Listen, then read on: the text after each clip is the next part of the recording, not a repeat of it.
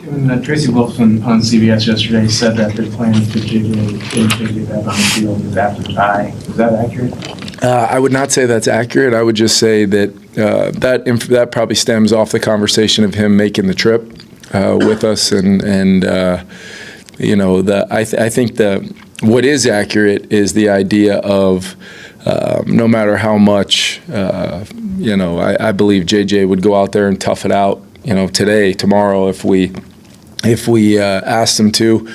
To me, at this point in a very young career, his mobility is one of his weapons that has clearly already shown to be something that's a positive for him. So we want to make sure he's healthy and allow this to be something that we can put in the rearview mirror and continue on with, you know, where he's at in his young career here. So, but yeah, we're going to take it a day at a time. He responded well to treatment early on. He's out of the boot, and now it just becomes the phase of high ankle kind of rehab that you know, we're going to hopefully be able to get him, you know, get him back up to speed pretty quickly. And I think he, you know, going on the trip and being around the team, we'll only have 2 players, I believe, not make the trip, and that'll be Gavin Bartholomew and Ty Chandler, just with where they're at kind of individually. But everybody else, including Donovan, after he returns later today or tomorrow morning from Los Angeles, he will go on the trip as well. So when JJ is healthy, are you 100% committed that he's going to be back on the field? Yeah, I think, you know, the first and foremost, he's got to get healthy.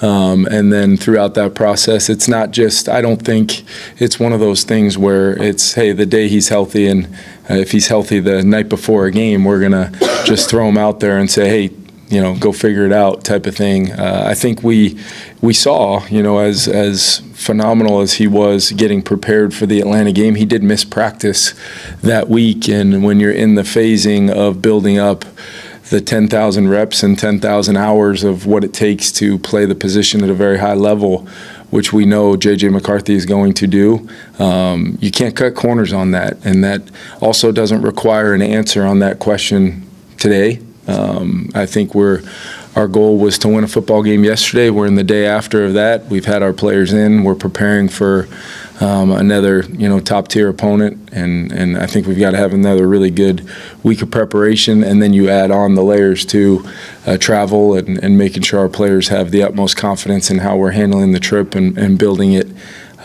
you know, progressively throughout the week till we get another opportunity, which we're really excited about. Kevin, when you talk about Carson being able to progress quickly, how much of a quarterback's ability to do that kind of goes into that 10,000 hours, that experience that he has to decipher things quickly? Yeah, I mean, it's what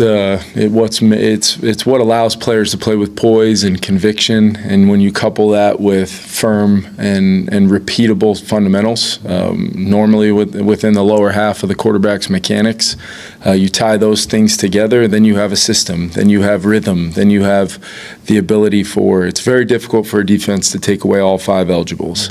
I thought our protection, because the way we were able to kind of have some body blows by running the ball, I thought our protection was solid for the most part. It got loose there on a couple internal games here and there, but many of the times we stayed efficient with the chains, and we stayed efficient in some cases not having many third downs in the course of some of our scoring drives. That equals rhythm too. So it's a combination of the individual player and all 11 individual players doing their job, maybe on that 1st and 10, maybe on that 2nd and 3, 2nd and 4, in some cases 2nd and 20 when you steal 14, 15 yards back with Justin getting single covered. You know, sometimes it's the reactionary ability to still consistently play with the rhythm and the poise and the decision making, and all that becomes much easier when you're taking the right footwork and you're balanced throughout the drop and reading with your feet. That can be an incredible weapon for a quarterback, whether they've played 20 years or they've played 2 games. That is an incredible weapon, and I think there's value in JJ seeing that. We were talking late last night, texting and kind of just talking about the game and just kind of what he experienced, because I thought, Josh made this point multiple times, how engaged JJ was. I mean, he was very, he was over there with the Surface tablet with Carson, talking about some looks that maybe we hadn't prepared for. Hey, did you see this? This is probably going to be this call. And, Josh was pretty jacked up about that. And then JJ just saying, how by Carson playing in rhythm and maybe progressing quickly on some things, just how much of a point guard feel it kind of had at times. All of that is real positive from a standpoint of that's the one thing you love about him. He's going to find positives in even a situation where he can't be on the field because of an injury currently, which is growth in my mind, whether he was out there or not. Last two. Kevin, have you guys offensively seen more man coverage than you thought you would early on? No, and even the man coverage we have seen has come out of the too high alignments where there's either a interior second or third level helper, so people can play with leverage. There's man coverage where I've got to play right down the middle of my man because there's a 5-man pressure or I'm not anticipating any help, and then there's layered man coverage where either it's a rolled adjusting program and they can play hard inside leverage. It's an interior double team, which we saw a couple times throughout the game, whether it's the same side safety or a far side safety.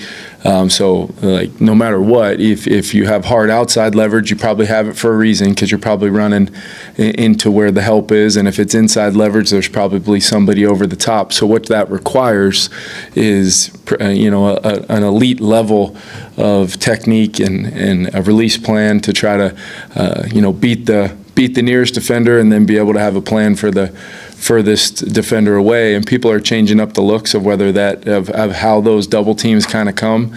But I think in the process of that, that's where the progression of the quarterback lies. And if they're doing all those things, there's probably somebody who had to play it a little bit more straight up around the field.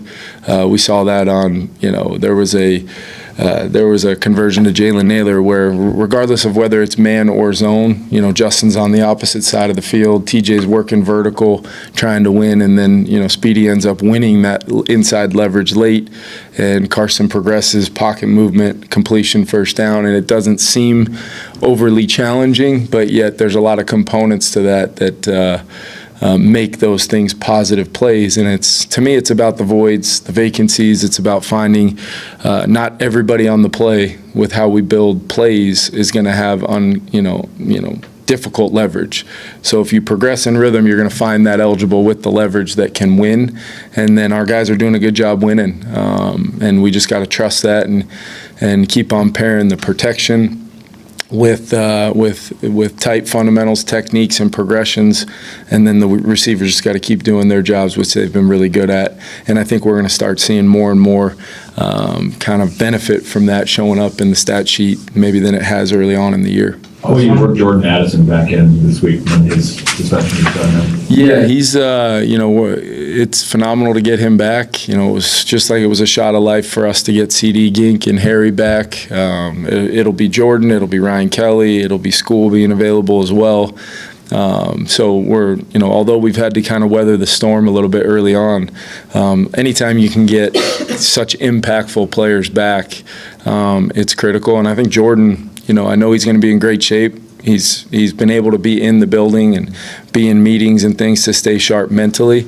And so now it'll just be getting him a full week of work. And you look at the way, Speedy, Jalen Naylor's been, consistently on tape, one of the guys that pops off the tape.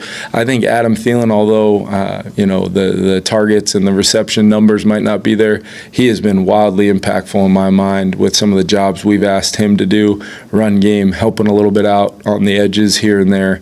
And then his opportunities will come. We almost had one early on in the game there where Carson tried to find him kind of off of a hard run action where he had to move up in the pocket, and we're going to have some ops like that to add him throughout the year. And now the way I look at it is with Jordan back, we really have 4 starters at that receiver position, and we'll use those guys accordingly and try to keep people fresh and make sure we're maximizing the fact that we've got really good depth at that position. Thanks, everyone. Thank you. What's up, Vikings Nation? Victor here with Report Vikings, and I've got some huge news that's going to shake up our offense in a big way. Jordan Addison is officially back. The NFL has reinstated Addison after his 3-game suspension, and just in time for our trip overseas to face the Steelers in Dublin. Man, this feels like the spark our offense has been waiting for. Now, let's address the situation. Addison was suspended for 3 games because of that incident last year near LAX, where he fell asleep behind the wheel. He pled guilty to lesser charges, served his suspension, and now it's time to move forward. And let's be honest, this team needs him badly. Outside of Justin Jefferson, our wide receiver room has been quiet. Jalen Naylor has only 7 catches for 96 yards in 3 games. And Adam Thielen's return hasn't exactly been the reunion we were hoping for. Just 3 catches so far. That's not going to cut it if we want to be competitive in the NFC. Getting Addison back gives us a legit top 4. Jefferson, Addison, Thielen, and Naylor. That's balance. That's depth. And more importantly, that's exactly what J.J. McCarthy, or in this case, Carson Wentz, since he's starting week 4, needs to get this offense rolling consistently. Let's not forget, Addison was a game changer as a rookie. 70 catches, 911 yards, 10 touchdowns. He brought that big play ability that took pressure off Jefferson and kept defenses honest. With Addison back in the mix and Christian Darrisaw finally solidifying the left tackle spot again, this offense is as close to full strength as we've seen all year. And here's the kicker. The Vikings just dropped Tim Jones, Lucky Jackson, and Xavier Valade to make roster room. They even added Corey Kiner to the practice squad. But the headline here is simple. The Vikings are clearing the deck because they know Addison's return changes everything. So here's my take. Addison coming back isn't just about another weapon on the field. It's about restoring balance to this offense and giving Kevin O'Connell the chance to finally run the kind of scheme he's been building toward. With Jefferson on one side and Addison on the other, there's no excuse. We should start seeing some explosive plays. But I want to hear from you, Vikings fans. Do you think Addison's return makes us legit contenders again? Or is this still going to be an uphill battle no matter what? Drop your thoughts in the comments, smash that like button if you're hyped for Addison's comeback, and don't forget to subscribe so you don't miss any updates. This is Victor with Report Vikings, and I can't wait to see Addison back in purple, making plays in Dublin. Skol!